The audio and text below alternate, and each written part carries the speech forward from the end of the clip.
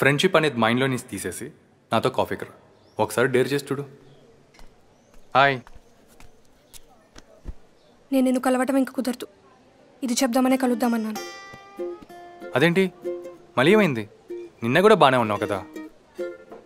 అసలు ప్రాబ్లం ఏంటి? Caste problem. మీ caste ఏంటి? మీరేంటి?